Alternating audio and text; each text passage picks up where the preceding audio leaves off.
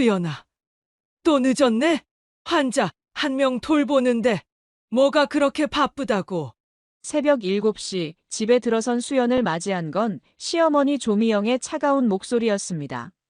32세의 수연은 6년째 요양병원에서 간병사로 일하고 있었어요. 매일 12시간씩 환자를 돌보며 집안 살림까지 책임져야 하는 고된 생활이었죠.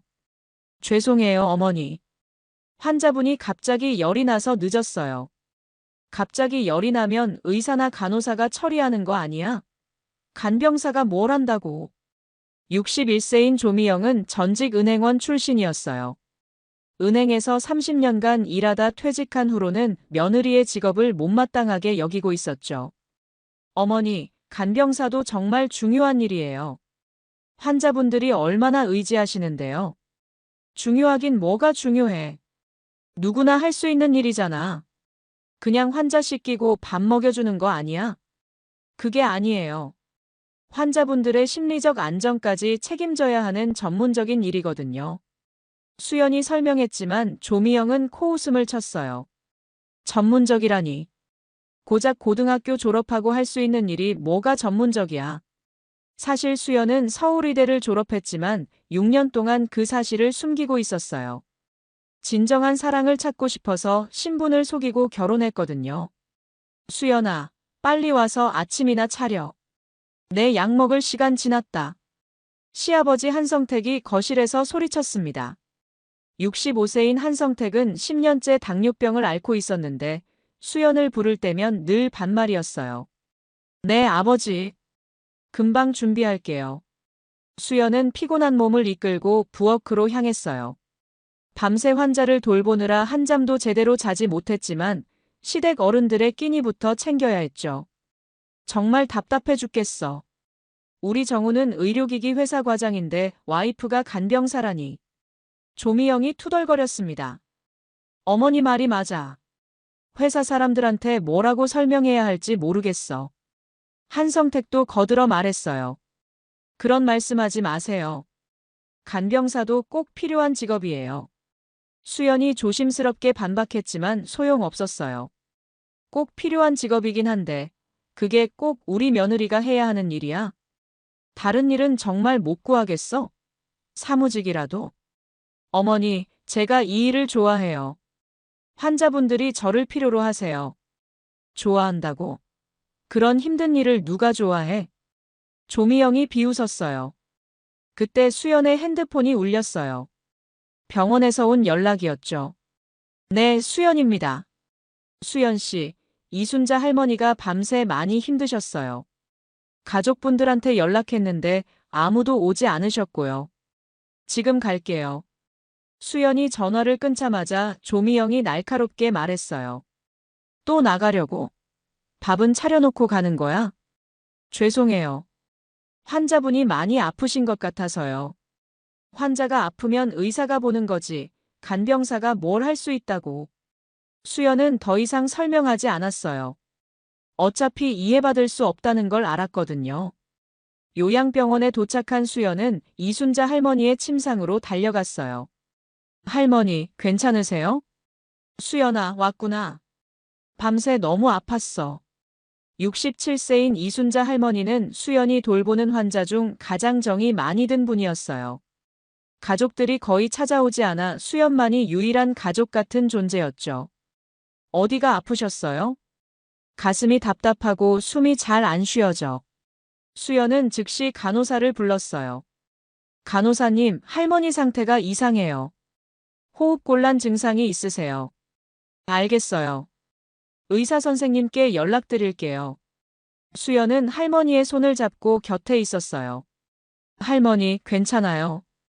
의사 선생님이 곧 오실 거예요. 수연아, 고마워. 너 같은 아이가 있어서 다행이야.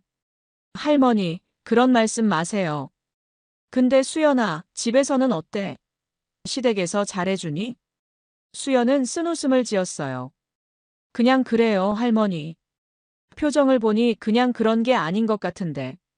힘든 일이라도 있어? 아니에요. 괜찮아요. 수연아, 할머니가 오래 살아서 아는데 말이야. 사람은 겉으로 보이는 게 전부가 아니야. 할머니가 수연의 손을 꼭 잡았어요. 내가 얼마나 훌륭한 사람인지 할머니는 알고 있어. 간병사 일을 이렇게 정성스럽게 하는 사람 처음 봤거든. 할머니, 언젠가는 내 진가를 알아보는 사람이 나타날 거야. 이순자 할머니의 말에 수연의 눈가가 촉촉해졌어요. 집으로 돌아간 수연을 기다리고 있던 건 또 다른 핀잔이었어요. 어디 갔다 왔어? 저녁도 안 차리고. 환자분이 응급 상황이어서 갔다 왔어요. 응급 상황? 간병사가 무슨 응급 상황을 처리해? 한성택이 비웃었어요. 그냥 환자 돌보는 거잖아. 그것도 일이라고 할 수 있어? 수연은 더 이상 설명하지 않았어요. 6년 동안 수백 번 겪은 일이었거든요. 정말 답답해. 우리 집안 체면이 말이 아니야. 조미영이 한숨을 쉬며 말했어요. 은행에서 일할 때는 동료들한테 며느리 자랑을 했는데 이제는 숨기기 바쁘거든. 어머니, 죄송해요. 죄송하다고 될 일이야? 다른 직업을 구해보면 안 되겠어? 저는 이 일이 좋아요. 좋아한다니. 정말 이해가 안 가네. 그때 현관문이 열리며 남편 정우가 들어왔어요. 35세인 정우는 의료기기 회사에서 과장으로 일하고 있었는데 평소보다 일찍 퇴근한 모습이었어요. 여보, 일찍 들어왔네. 수연이 반갑게 인사했지만 정우의 표정이 굳어 있었어요. 수연아, 잠깐 거실로 나와봐. 무슨 일이에요? 중요한 얘기가 있어. 정우의 목소리가 평소와 달랐습니다. 수연은 불안한 마음으로 거실로 나갔어요. 시댁 식구들도 이미 소파에 앉아 있었죠. 왜 이렇게 심각한 분위기예요? 수연이 조심스럽게 물었을 때 정우가 폭탄 선언을 했어요. 수연아, 우리 이혼하자. 갑자기 왜 그런 말을 해요? 다른 사람이 생겼어. 수연은 귀를 의심했어요. 6년 동안 함께 살아온 남편의 입에서 나온 말이라고 믿기 어려웠거든요. 다른 사람이요? 응. 지수라는 여자야. 조미영이 갑자기 관심을 보였어요. 어떤 여자인데? 화장품 회사 회장 딸이야. 아버지가 국내 최대 화장품 업체 사장이거든. 화장품 회사 회장? 조미영의 눈이 반짝였어요. 정말? 재벌가 딸이라고? 응. 그래서 수연과는 이혼하고 지수와 결혼하려고 해. 어머나, 대박이네. 우리 정우가 그런 여자를 만났다고? 한성택도 흥미진진한 표정이었어요. 그럼 돈도 엄청 많겠네. 당연하지. 강남에 빌딩만 여러 개 가지고 있대. 수연은 믿을 수 없었어요. 6년 동안 함께 가정을 꾸려온 남편이 이렇게 쉽게 자신을 배신하다니요. 정우 씨, 6년 동안 우리가 뭐였어요? 6년이 뭐가 대수야. 이제 더 나은 기회가 온 거잖아. 조미영이 차갑게 말했어요. 수연아, 미안하지만 우리도 정우 편이야. 어머니까지. 재벌가 딸과 간병사가 비교가 되니? 우리 집안 격을 생각해야지. 수연의 가슴이 무너져 내렸어요. 6년 동안 가족이라고 생각했던 사람들이 이렇게 냉정할 줄 몰랐거든요. 그럼 저는 어떻게 하라는 거예요? 당연히 집에서 나가야지. 지수가 이사 올 텐데. 한성택의 말에 수연은 더 이상 할 말이 없었어요. 내일까지 짐 정리해서 나가줘. 알겠습니다. 하지만 후회하지 마세요. 수연의 마지막 말에 조미영이 비웃었어요. 후회? 우리가 뭘 후회해? 오히려 잘 됐지. 수연은 더 이상 대답하지 않고 자신의 방으로 들어갔어요. 그리고 서랍 깊숙이 숨겨둔 낡은 서류 봉투를 꺼냈습니다. 6년 동안 한 번도 꺼내보지 않았던 봉투였죠. 서류 봉투 안에는 서울의대 졸업장과 의사 면허증, 그리고 박사랑 의료재단 후계자 지위를 증명하는 문서들이 들어있었어요. 수연의 본명은 박수연이었고 전국 25개 병원을 운영하는 박사랑 의료재단 이사장 박사랑의 외동딸이었던 거죠. 이제 돌아가야 할 시간인가? 수연의 입가에 차가운 미소가 떠올랐어요. 다음 날 저녁 지수가 시댁을 방문했어요. 28세의 지수는 온몸에 명품을 걸치고 나타났습니다. 안녕하세요, 어머님, 아버님. 어머나, 정말 예쁘네. 완전 연예인 같아. 조미영이 감탄했어요. 지수의 샤넬 가방과 에르메스 스카프를 보며 눈이 휘둥그레졌죠. 아, 이거 작은 선물이에요. 지수가 고급 포장지에 쌓인 선물들을 내밀었어요. 이게 뭐니? 어머님께는 최고급 화장품 세트, 아버님께는 고려인삼 농축액이에요. 고려인삼? 이거 하나에 몇백만 원 하는 거 아니야? 한성택이 놀라며 말했어요. 아니에요. 저희 아버지가 효도 상품이라고 해서 가져왔어요. 역시 교육을 잘 받은 집 딸이네. 조미영이 흐뭇해했어요. 수연이 6년 동안 한 번도 가져오지 못했던 비싼 선물들이었죠. 우리 지수가 오니까 집안 분위기가 완전히 바뀌네. 한성택이 기뻐했어요. 저도 빨리 가족이 되고 싶어요. 이렇게 좋은 분들을 만나서 행복해요. 지수의 말에 시댁 식구들은 더욱 기뻐했어요. 그런데 수연 씨는 어디 가셨어요? 지수가 궁금하다는 듯 물었어요. 아, 그 애는 짐 정리해서 나갔어. 이혼하기로 했거든. 벌써요? 빨리 정리됐네요. 뭐 미련 둘 필요 없잖아. 어차피 우리 집안의 보탬도 안 되는 애였으니까. 조미영이 무심하게 말했어요. 그래도 6년이나 함께 사셨는데. 지수가 조심스럽게 말하자 정우가 퇴근해서 들어왔어요. 지수야, 왔구나. 정우 오빠. 지수가 달려가 정우의 팔을 끼었어요. 수연과는 완전히 다른 애교 넘치는 모습이었죠. 어머님, 아버님께 인사 잘했어? 물론이죠. 선물도 드렸어요. 역시 우리 지수야. 조미영이 지수를 친딸처럼 대했어요. 6년 동안 수연에게는 한 번도 보여주지 않았던 따뜻한 모습이었죠. 지수야, 앉아서 저녁 먹자. 뭐 먹고 싶은 거 있어? 저는 뭐든지 좋아요. 어머님이 해주시는 거라면요. 지수의 말에 조미영은 더욱 기뻐했어요. 정말 말도 예쁘게 하네. 수연이와는 비교도 안 돼. 어머니, 수연 언니도 나름 좋은 분이셨을 거예요. 지수가 겸손하게 말했지만 속으로는 다른 생각을 하고 있었어요. 좋은 분이긴. 6년 동안 우리 집안에 뭔 도움이 됐다고. 조미영이 비웃었어요. 그래도 이제는 우리 지수가 있으니까 걱정 없지. 한성택도 만족스러워했어요. 맞아요. 저희 아버지도 정우 오빠 가족들을 잘 챙겨드리라고 하셨어요.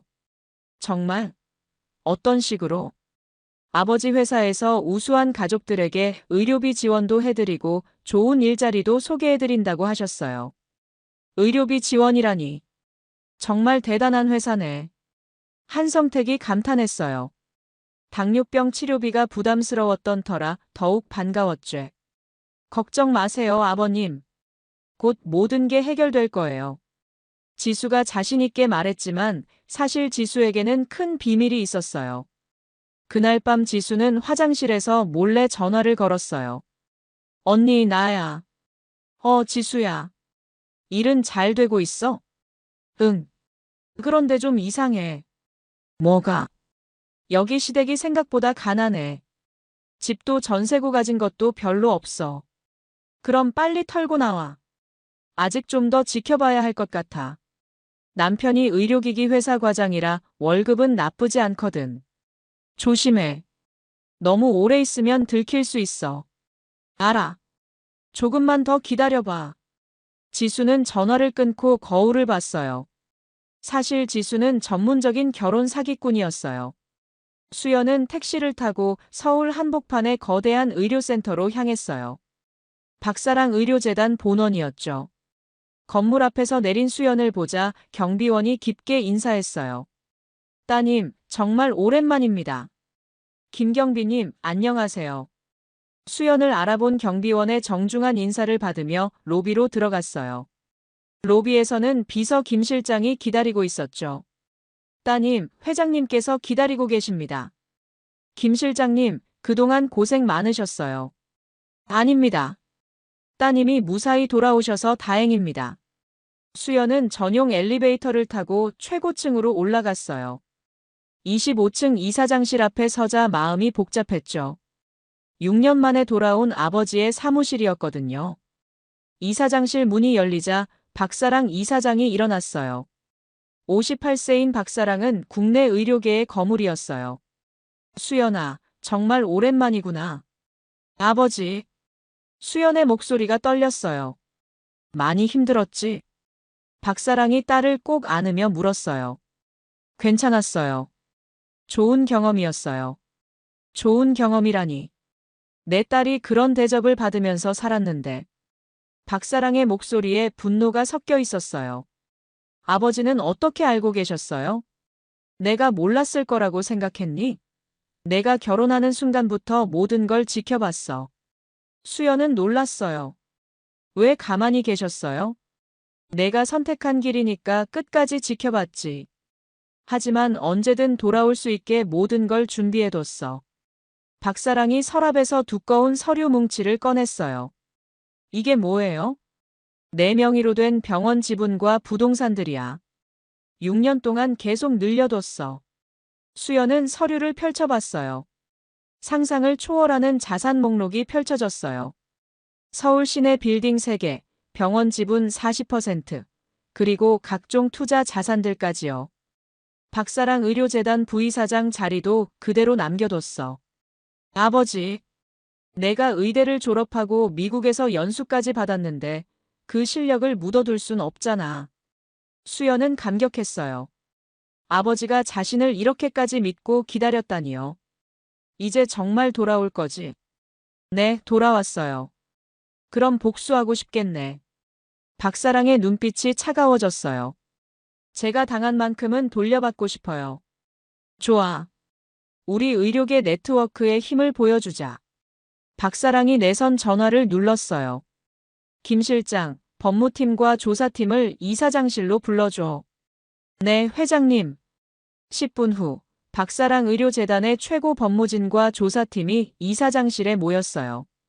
여러분, 제 딸이 6년 만에 돌아왔습니다.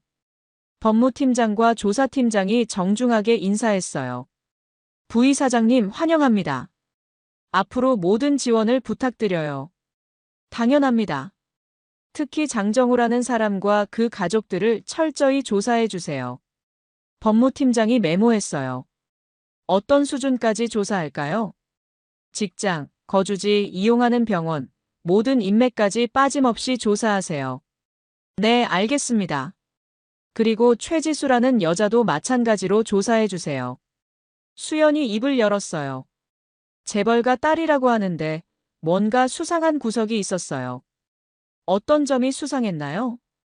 말투나 행동이 진짜 재벌가 딸 같지 않았어요. 너무 티가 나더라고요. 알겠습니다. 집중적으로 조사해 보겠습니다. 조사팀장이 대답했어요. 그리고 제가 복귀할 때까지는 모든 게 비밀이어야 해요. 당연합니다, 따님. 박사랑이 고개를 끄덕였어요. 아, 그리고 수연아. 네, 아버지. 우선 시내에 펜트하우스 하나 준비해둘까? 아직은 조용한 곳에서 지내고 싶어요. 그럼 강남에 있는 우리 의료진 숙소를 쓰자. 거기가 좋을 거야. 감사해요. 아버지. 수연은 아버지의 배려에 고마웠어요. 3일 후 조사팀이 첫 번째 보고를 했어요. 장정우에 대한 조사가 완료됐습니다. 어떤 내용인가요? 현재 메드테크라는 의료기기 회사 과장으로 재직 중입니다. 그 회사 상황은 저희 계열 병원들이 주요 거래처입니다. 삼성의료원, 세브란스, 아산병원 등이요. 수연이 관심을 보였어요. 비중이 어느 정도죠? 전체 매출의 80%가 저희 네트워크 병원들입니다. 그럼 우리가 계약을 끊으면 그 회사는 심각한 타격을 받을 겁니다. 수연의 입가에 차가운 미소가 떠올랐어요. 좋아요. 그럼 시작해볼까요? 어떤 방식으로 진행하시겠어요? 품질 검수를 까다롭게 적용하세요. 기존 기준보다 훨씬 엄격하게요. 알겠습니다. 그리고 장정우 가족이 이용하는 병원들은 한성택 씨가 당뇨 치료받는 삼성의료원도 저희 협력병원입니다. 주치의는 누구죠? 김내과 교수님인데 저희와 긴밀한 관계입니다. 수연이 계획을 세우기 시작했어요. 김 교수님께 갑작스러운 전보 발령을 내주세요. 어떤 이유로요? 해외 연수 기회가 생겼다고 하면서요. 새 주치의는 어떤 분으로? 까다로운 의사로 배정해주세요. 진료비도 비싸고 처방도 보수적인 분으로요. 그리고 조미영 씨가 다니는 치과도 저희 네트워크 안에 있습니다. 치과도요? 네. 정기 검진 예약을 취소하고 다른 환자들로 일정을 채워버리면 됩니다. 완벽하네요. 또한 그들이 이용하는 약국도 저희 계열사입니다. 약국까지. 네. 약값을 정가로 받게 하고 할인 혜택도 모두 취소하면 됩니다. 수연이 치밀하게 계산했어요. 좋아요. 천천히 압박해가죠. 며칠 후 정우의 회사에 변화가 시작됐어요. 과장님, 삼성의료원에서 연락 왔는데요. 무슨 내용이야? 품질 검수를 다시 하겠다고 합니다. 다시 검수를? 이미 통과했는데? 기준이 강화됐다고 하네요. 정우는 이상했어요. 10년 넘게 거래해오면서 이런 적은 처음이었거든요. 검수 결과는 언제 나와? 일주일 정도 걸린다고 합니다. 그 일주일 동안 정우는 불안에 떨어야 했어요. 며칠 후에는 세브란스 병원에서도 비슷한 연락이 왔어요. 또 품질 검수라고요? 네. 이상하게도 여러 병원에서 동시에 검수를 요구하고 있어요. 뭔가 조직적인 것 같은데. 정우의 불안감이 커져갔어요. 한편 한성택은 병원에서 당황스러운 일을 겪고 있었어요. 환자분, 김 교수님이 갑자기 해외 연수를 가게 되셨어요. 갑자기요? 언제부터요? 내일 출국하셔야 해서 오늘이 마지막 진료입니다. 그럼 제 당뇨는 누가 봐주시죠? 새로 부임하신 박 교수님이 담당하실 예정입니다. 박 교수님은 어떤 분이세요? 치료에 매우 신중하신 분이에요. 신중하다는 게 보수적이시라고 할까요? 환자 안전을 최우선으로 생각하시죠. 다음 날 새로 온 박 교수를 만난 한성택은 충격을 받았어요. 환자분 혈당 수치가 매우 위험합니다. 그런가요? 기존 선생님은 괜찮다고 하셨는데요. 의사가 바뀌었으니 치료 방침도 바뀌는 겁니다. 즉시 입원하셔야 해요. 입원이요? 네. 그리고 특수 치료가 필요하니 비용이 좀 들 겁니다. 얼마나 들까요? 월 400만 원 정도 예상됩니다. 400만 원? 한성택은 기절할 뻔했어요. 기존 치료비의 8배였거든요. 다른 방법은 없을까요? 환자분 생명이 걸린 문제입니다. 저렴한 치료를 원하시면 다른 병원을 알아보세요. 의사의 차가운 대답에 한성택은 할 말이 없었어요. 조사팀이 지수에 대한 충격적인 진실을 발견했어요. 따님, 최지수에 대한 조사 결과가 나왔습니다. 어떤 내용인가요? 먼저 그녀가 말하는 아버지의 화장품 회사는 실제로 존재하지 않습니다. 역시 그럴 줄 알았어요. 실제 아버지는 3년 전 부도 처리된 소규모 화학업체 사장입니다. 조사팀장이 계속 보고했어요. 현재 가족들은 빚에 시달리고 있고 최지수는 그 빚을 갚기 위해 이런 일을 하고 있는 것 같습니다. 다른 피해자들도 있나요? 네. 지금까지 확인된 피해자만 5명입니다. 수법은 매번 부잣집 딸로 위장해서 남성들에게 접근한 다음 결혼을 빌미로 돈을 뜯어내는 방식입니다. 총 피해 금액은 약 2억 원 정도입니다. 수연의 표정이 더욱 차가워졌어요. 증거는 확실한가요? 명품 대여 기록, 가짜 신분증 제작 업체와의 거래 내역, 피해자들의 증언까지 모든 게 준비됐습니다. 그럼 이제 본격적으로 시작해 볼까요? 수연이 계획을 실행에 옮기기 시작했어요. 우선 정우 회사부터 압박하세요. 모든 계열병원의 계약을 해지하는 거예요. 한 번에 다 해지하면 의심받지 않을까요? 천천히 하나씩 해지하되 각각 다른 이유를 대면서요. 알겠습니다. 그리고 최지수의 과거 행적을 언론에 제보할 준비도 하세요. 언제쯤 공개하시겠어요? 정우가 경제적으로 무너지기 시작하면 그때 폭로하겠어요. 지수의 본색이 드러날 테니까요. 며칠 후 정우의 회사는 연속적인 타격을 받기 시작했어요. 과장님, 삼성의료원에서 연락 왔습니다. 무슨 내용이야? 품질 검수에서 문제가 발견됐다고 합니다. 문제? 뭔 문제? 기준에 미달한다면서 계약 해지 통보를 받았어요. 갑자기 왜? 평소에는 문제 없었는데. 모르겠어요. 검수 기준이 갑자기 까다로워졌다고 하네요. 이틀 후에는 세브란스 병원에서도 비슷한 연락이 왔어요. 또 계약 해지요? 네. 이번에도 품질 문제를 이유로 들었습니다. 이상해. 뭔가 조직적인 것 같은데. 정우는 불안해지기 시작했어요. 부장님, 이대로 가면 회사가 위험하지 않을까요? 그러게. 주요 거래처들이 모두 등을 돌리고 있어. 정우의 상사도 심각하게 받아들이기 시작했어요. 집에 돌아온 정우의 얼굴이 어두웠어요. 오빠, 왜 그렇게 기운이 없어요? 지수가 걱정스럽게 물었어요. 회사 상황이 좋지 않아. 주요 거래처들이 계속 계약을 해지하고 있거든. 일시적인 거겠죠? 그런 것 같지 않아. 너무 조직적으로 일어나고 있어. 지수의 얼굴에 미묘한 변화가 일어났어요. 혹시 월급에도 영향이 있을까요? 아마 그럴걸. 최악의 경우 구조조정도 있을 수 있어. 지수는 속으로 계산했어요. 정우가 경제적으로 어려워지면 자신의 계획에 차질이 생길 수 있었거든요. 걱정 마세요, 오빠. 제가 도와드릴 수 있어요. 내가 어떻게 도와?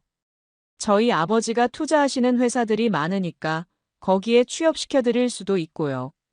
정말? 정우의 눈이 반짝였어요. 물론이죠. 가족인데 당연히 도와드려야죠. 하지만 지수는 거짓말을 하고 있었어요. 사실 지수의 가족은 빚더미에 앉아 있었거든요. 한편 한성택은 세주치의와 첫 진료를 받고 있었어요. 환자분, 상태가 심각합니다. 심각하다니요? 혈당 조절이 전혀 안 되고 있어요. 합병증이 올 위험이 높습니다. 기존 김 교수님은 괜찮다고 하셨는데요. 의사마다 진단 기준이 다릅니다. 저는 더 신중하게 접근하는 편이거든요. 그럼 어떻게 해야 하죠? 즉시 입원해서 집중 치료를 받으셔야 합니다. 입원이요? 며칠 정도? 최소 한 달은 입원하셔야 할 것 같아요. 한 달이요? 네. 그리고 특수 치료가 필요해서 비용이 많이 들 겁니다. 얼마나 들까요? 월 500만 원 정도 예상됩니다. 500만 원? 한성택은 현기증이 났어요. 좀 더 저렴한 방법은 없을까요? 환자분 목숨이 걸린 문제인데 돈 걱정을 하시는 건가요? 의사의 차가운 반응에 한성택은 움츠러들 수밖에 없었어요. 일주일 후 정우에게 더 큰 충격이 기다리고 있었어요. 과장님, 사장님이 부르십니다. 정우는 불안한 마음으로 사장실에 들어갔어요. 정우 씨, 앉으세요. 무슨 일이신지요? 최근 주요 거래처들이 모두 계약을 해지했잖아요. 네. 하지만 그건 저희 잘못이 아니라 회사 입장에서는 책임자가 필요합니다. 설마. 유감스럽지만 해고 처분을 내려야겠어요. 사장님, 다시 한번 기회를 주세요. 이미 결정된 사항입니다. 정우는 머리가 하얘졌어요. 갑작스러운 해고 통보였거든요. 퇴직금은 규정대로 드릴 테니 정리하고 나가세요.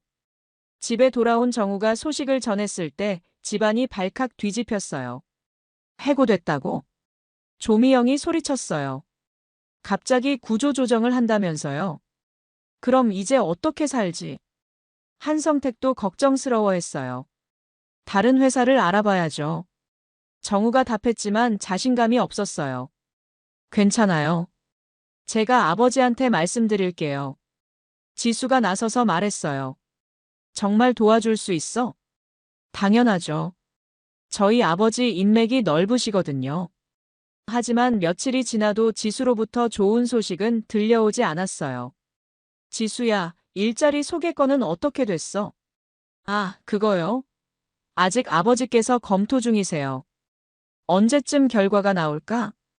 조금만 더 기다려주세요. 지수는 애매하게 답했어요. 사실 아버지한테 말할 수도 없는 상황이었거든요. 한편 한성택의 병원비 문제는 더욱 심각해졌어요. 아버님, 입원비가 너무 많이 나왔는데요.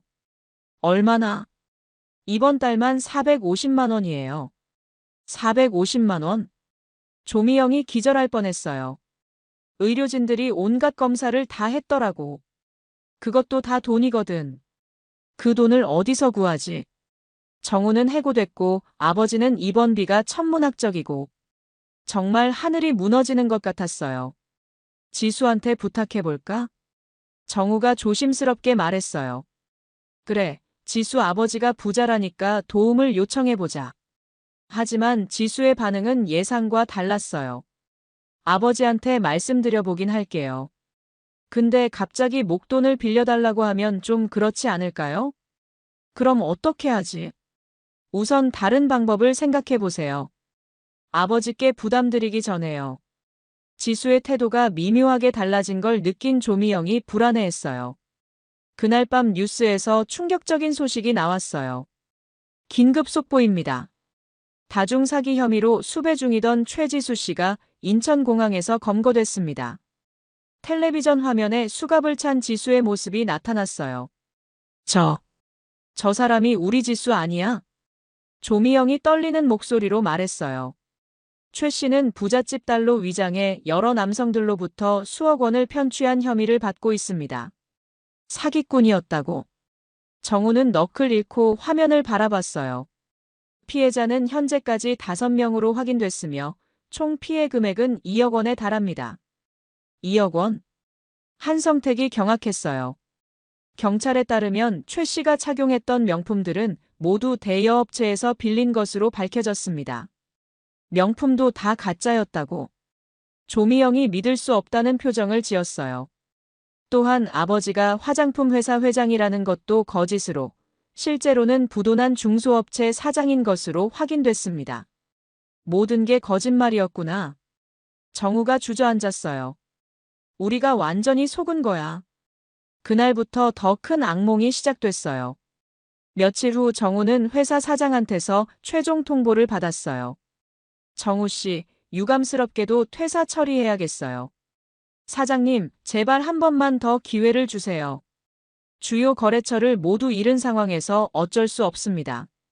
정우는 결국 짐을 싸고 회사를 떠나야 했어요. 그날 저녁 더 큰 충격이 기다리고 있었어요. 긴급 속보입니다. 박사랑 의료재단 이사장의 딸이 6년 만에 복귀한다고 발표했습니다. 화면에 수연의 모습이 나왔어요. 하지만 6년 전의 소극적인 모습과는 전혀 달랐어요. 박수연 부이사장은 6년간 신분을 숨기고 간병사로 일했다고 밝혔습니다. 저 사람이 우리 수연이야? 조미영이 떨리는 목소리로 말했어요. 박사랑 의료재단은 전국 25개 병원을 운영하는 국내 최대 의료재단입니다. 전국 25개 병원? 한성택이 믿을 수 없다는 표정이었어요. 박 부이사장은 서울의대를 졸업하고 하버드 의대에서 석사 과정을 마친 의료계 엘리트로 알려졌습니다. 서울의대? 하버드? 정우도 완전히 패닉 상태였어요. 관계자에 따르면 박 부이사장은 진정한 사랑을 찾기 위해 6년간 신분을 숨기고 간병사로 일했다고 합니다. 진정한 사랑이라고? 조미영이 뒤늦게 깨달았어요. 그럼 수연이가 우리를 정말 사랑했다는 거네. 그런데 우리는 그런 수연이를. 정우의 목소리가 떨렸어요. 우리가 의료재벌 며느리를 내쫓았구나. 한성택이 머리를 감싸 안았어요. 박사랑 의료재단 본원에서는 성대한 복귀식이 열렸어요. 축하드립니다, 부이사장님. 의료진들이 줄지어 인사했어요. 감사합니다. 앞으로 잘 부탁드려요. 수연은 당당하고 자신감 넘치는 모습이었어요. 6년 전의 소극적인 모습은 온데간데 없었죠. 부이사장님, 첫 번째 사업 계획이 있으시다고요? 네. 간병사들의 처우 개선 사업을 시작하려고 해요. 훌륭한 계획입니다. 6년간 현장에서 일해본 경험을 살리고 싶어요. 수연의 말에 모든 임원들이 감탄했어요. 또한 의료 소외계층을 위한 무료 진료소도 설립할 예정입니다. 무료 진료소요? 네. 경제적으로 어려운 분들도 양질의 의료 서비스를 받을 수 있도록 하고 싶어요. 부이사장님의 경험이 큰 도움이 되겠네요. 그런데 부이사장님, 예전 남편 쪽에서 계속 연락을 시도하고 있습니다. 그래요? 사과하고 싶다는 내용이에요. 수연이 차갑게 웃었어요. 이제 와서 사과라니. 모든 연락을 차단해 주세요. 네, 알겠습니다. 한편 정우는 새 일자리를 찾으려 했지만 어디서도 받아주지 않았어요. 죄송합니다. 현재 채용 계획이 없어서요. 경력을 보면 나쁘지 않은데 왜? 다른 부서는 어떨까요? 모든 부서가 마찬가지입니다. 정우는 20군데가 넘는 회사에서 연속으로 거절당했어요. 이상해. 뭔가 이상하다고. 하지만 정우는 몰랐어요. 의료계 블랙리스트에 올라 있다는 사실을요. 결국 정우는 편의점 야간 알바를 시작할 수밖에 없었어요. 어서 오세요. 35세 전직 과장이 편의점에서 최저임금을 받으며 일하게 된 거였어요. 한성택의 상황은 더욱 심각했어요. 아버님, 이번 달 병원비가 600만 원 나왔어요. 600만 원? 조미영이 기절할 뻔했어요. 검사를 너무 많이 했더라고요. 그것도 다 급여 항목이라면서요. 그 돈을 어디서 구하지? 한성택은 절망스러웠어요. 지수한테 부탁해볼까? 정우가 마지막 희망을 걸고 지수에게 연락했어요. 지수야, 아버지 병원비 때문에 급한 일이 생겼어. 어떤 일이에요? 600만 원 정도 급하게 필요한데 잠깐만 빌릴 수 있을까? 지수의 목소리가 갑자기 차가워졌어요. 오빠, 저도 요즘 개인적으로 어려운 일이 있어서요. 어려운 일?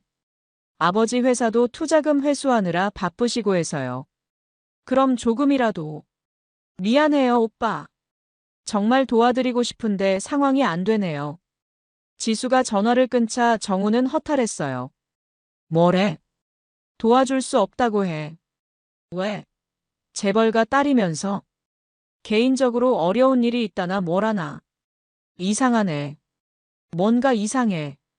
조미영이 의심스러워했어요. 바로 그날 밤 충격적인 뉴스가 터졌어요. 최지수 사기 사건 관련 추가 소식입니다. 또 무슨 소식이야? 최지수와 결혼 예정이었던 장정우 씨의 전 부인이 사실은 박사랑 의료재단 이사장의 딸인 것으로 밝혀졌습니다. 뭐라고? 세 사람이 동시에 소리쳤어요.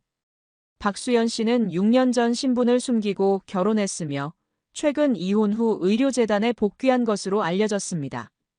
수연이가 재벌 딸이었다고. 조미영이 믿을 수 없다는 표정을 지었어요.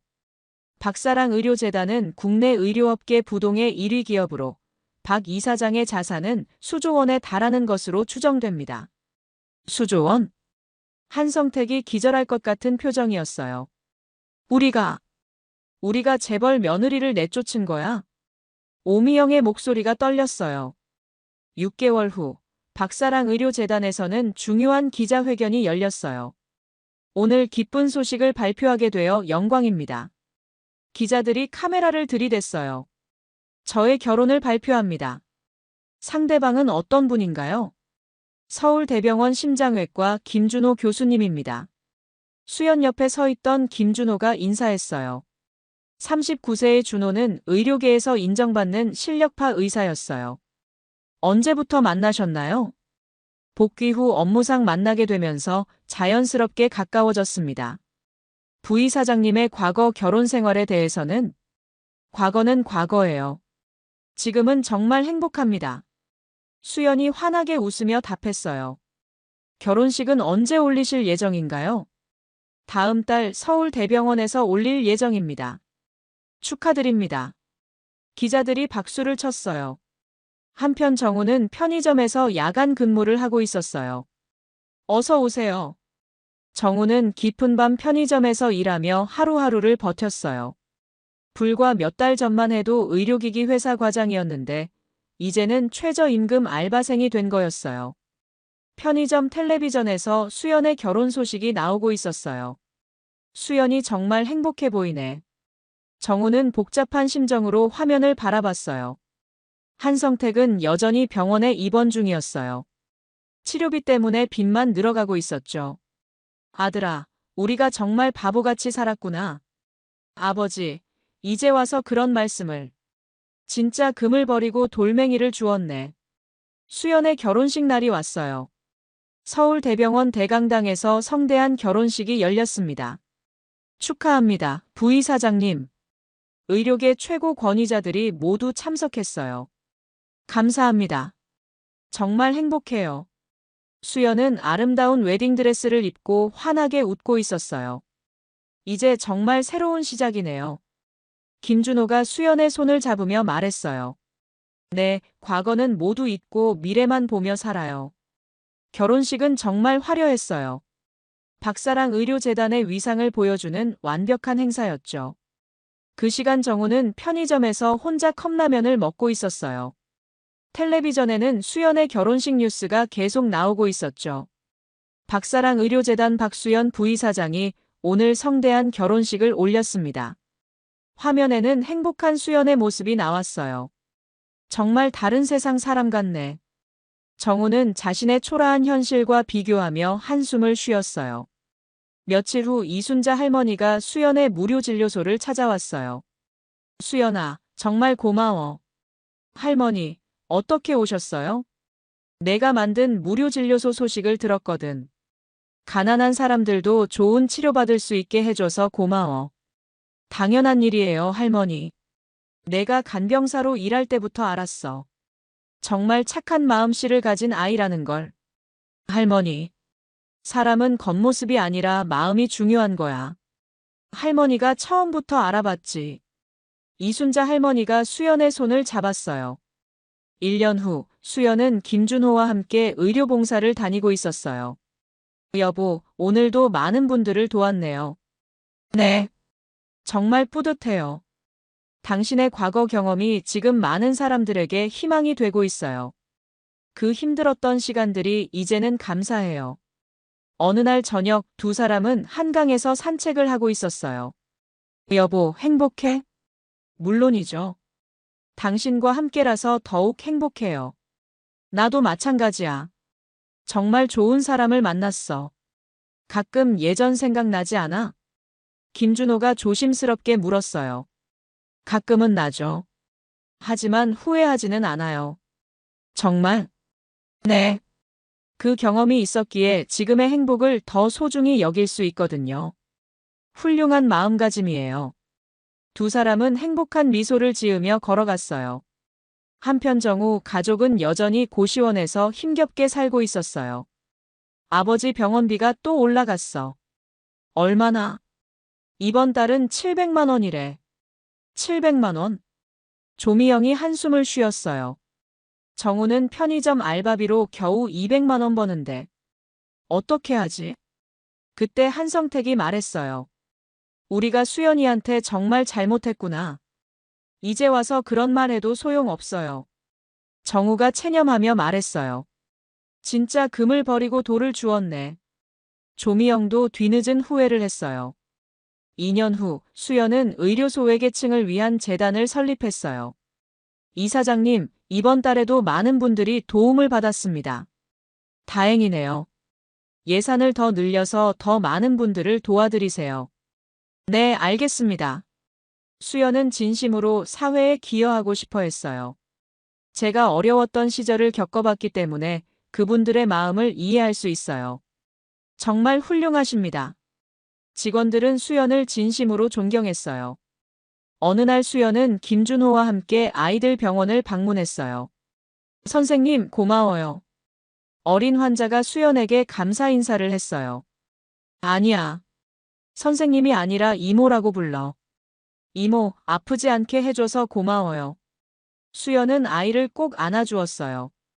여보, 당신을 보면 정말 존경스러워요. 김준호가 수연을 바라보며 말했어요. 왜요? 진짜 어려운 사람들의 마음을 이해하잖아요. 그건 경험해보지 않으면 알 수 없는 거거든요. 수연은 남편의 말에 고개를 끄덕였어요. 사람을 겉모습으로 판단하면 안 되는 거죠. 맞아요. 진정한 가치는 마음속에 있는 거니까요. 3년 후 수연과 김준호 사이에 아이가 생겼어요. 여보, 정말 행복해요. 나도요. 우리 아이에게는 편견 없는 세상을 만들어주고 싶어요. 좋은 생각이에요. 수연은 배를 쓰다듬으며 미소 지었어요. 우리 아이에게는 사람을 판단할 때 직업이나 돈이 아니라 마음을 보라고 가르쳐 줄 거예요. 훌륭한 교육 방침이네요. 한편 이순자 할머니는 수연의 무료 진료소에서 건강하게 지내고 있었어요. 수연아, 정말 자랑스럽다. 할머니, 건강하세요? 응. 덕분에 아주 좋아졌어. 다행이에요. 근데 수연아, 할머니가 처음부터 알고 있었어. 뭘 알고 계셨어요? 내가 보통 사람이 아니라는 걸. 간병사 일을 하면서도 환자들을 대하는 태도가 달랐거든. 할머니, 진짜 훌륭한 사람은 어떤 상황에서도 본질이 드러나는 거야. 이순자 할머니의 말에 수연은 감동했어요. 수연의 새로운 인생은 날마다 의미 있는 일들로 채워졌어요. 남편 김준호와 함께 더 많은 사람들을 돕고 진정한 의료 복지를 실현해 나가고 있었어요. 어느 날 저녁 수연은 아이를 품에 안고 남편과 함께 앉아 있었어요. 여보, 정말 감사해요. 뭐가 감사해요? 당신 덕분에 진정한 사랑이 뭔지 알게 됐어요. 나야말로 감사하지. 이렇게 훌륭한 사람을 만나서. 두 사람은 행복한 미소를 지으며 아이를 바라봤어요. 수연은 마음속으로 다짐했어요. 사람을 외모나 직업으로 판단하지 않고 진정한 마음을 보는 사람이 되겠다고요. 그리고 자신의 아이에게도 그런 가치관을 심어주겠다고 말이에요. 진정한 행복은 서로를 있는 그대로 받아들이고 사랑할 때 찾아오는 것이었어요.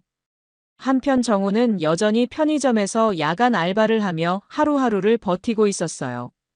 정말 우리가 바보였지. 후회해도 이미 늦었지만 정우는 자신이 얼마나 큰 실수를 했는지 매일매일 깨닫고 있었어요. 수연의 새로운 인생은 이제 막 시작된 거였습니다. 진정한 사랑과 함께 그리고 많은 사람들에게 희망을 주는 의미 있는 삶을 살아가면서 말이에요. 오늘 이야기 좋으셨다면 구독, 댓글, 알림 설정 부탁드립니다. 여러분의 소중한 댓글 하나가 영상 제작에 큰 힘이 됩니다. 감사합니다.